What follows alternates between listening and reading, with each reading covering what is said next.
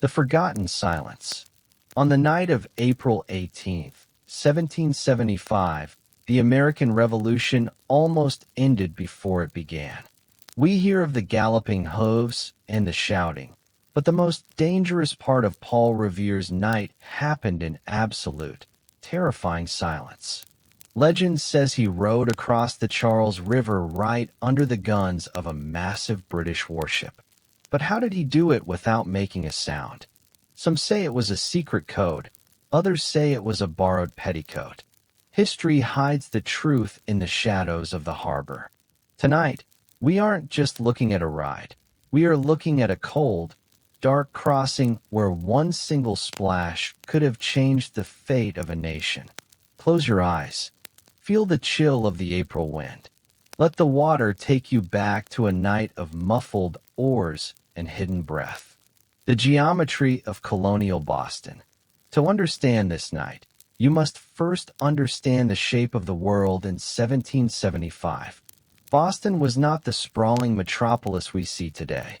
It was an irregular, hilly peninsula, almost an island, connected to the mainland by a thin, fragile strip of land called the Boston Neck.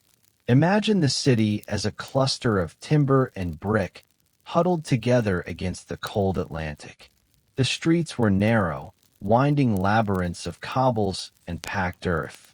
At night, without the orange glow of modern streetlights, the city was a silhouette of jagged rooftops and skeletal steeples reaching for the moon. The air in Massachusetts during mid-April is sharp. It is the kind of cold that doesn't just sit on your skin, it seeps into your bones. The wind rolls off the North Atlantic, carrying the heavy scent of salt, wet cedar, and the dark mud of the low tide. In the spring, the ground is frost-heaved, a term New Englanders know well. The earth freezes and thaws, turning the roads into rutted, treacherous tracks that hold onto the moisture of the winter snows. On this particular night, the atmosphere was thick with more than just mist. It was thick with the presence of the British Empire. 3,000 soldiers occupied a town of only 15,000. Every corner held a sentry. Every tavern held a spy. To move was to be watched. To speak was to be heard. The giant in the harbor, HMS Somerset. As the sun dipped below the horizon on that Tuesday evening, a shadow fell across the Charles River. It belonged to the HMS Somerset. She was a third-rate ship of the line, a floating fortress of 64 cannons. To the people of Boston, she was the physical manifestation of the king's power.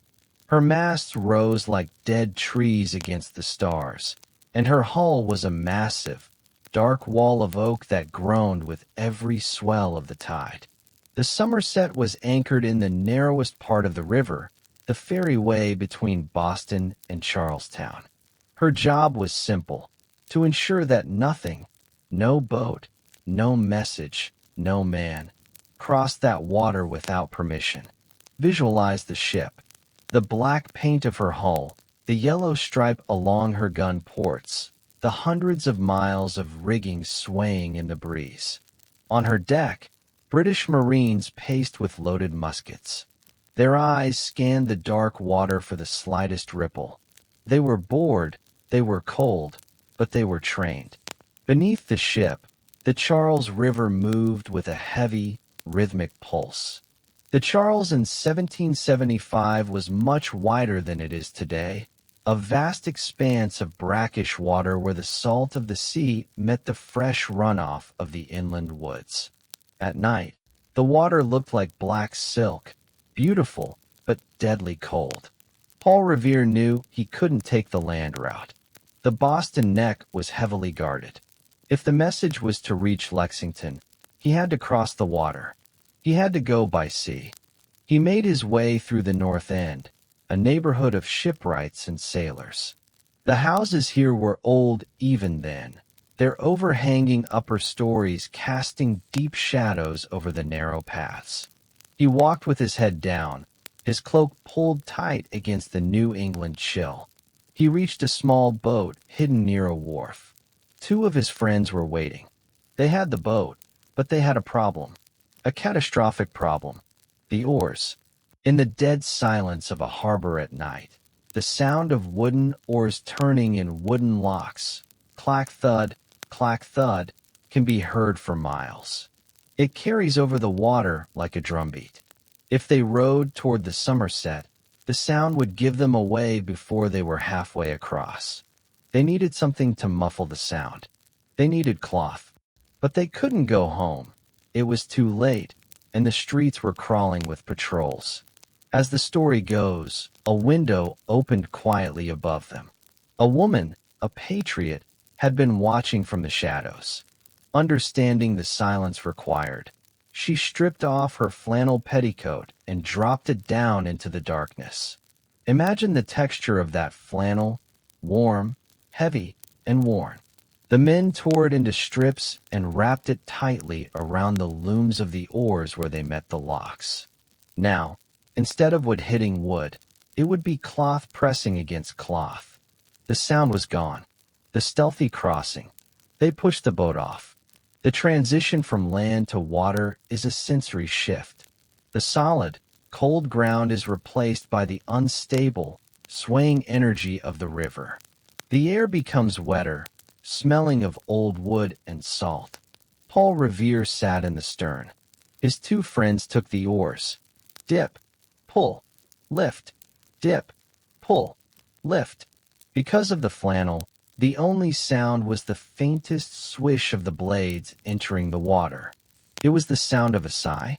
As they moved away from the shore, the city of Boston began to shrink behind them.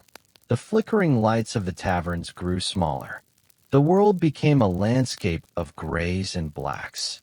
Then, the Somerset appeared.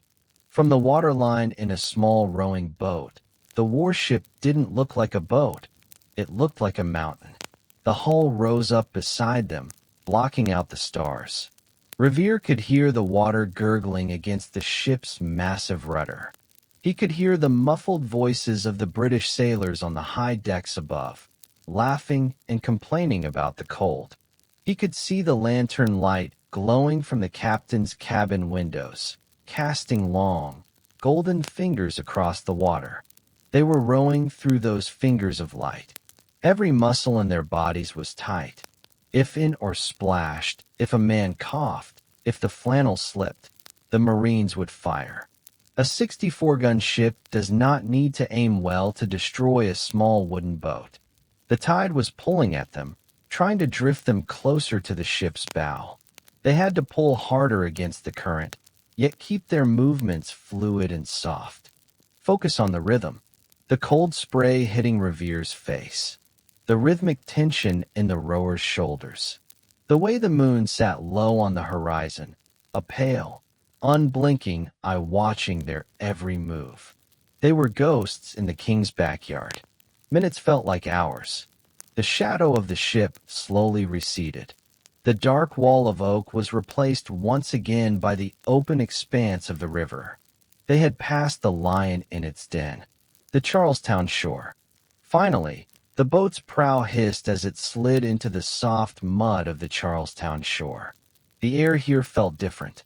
It was the smell of the countryside, damp fields, sleeping cattle, and the deep, earthy scent of the Massachusetts woods. Revere stepped out of the boat. His boots sank into the wet sand. He was out of the city, but he was not yet safe.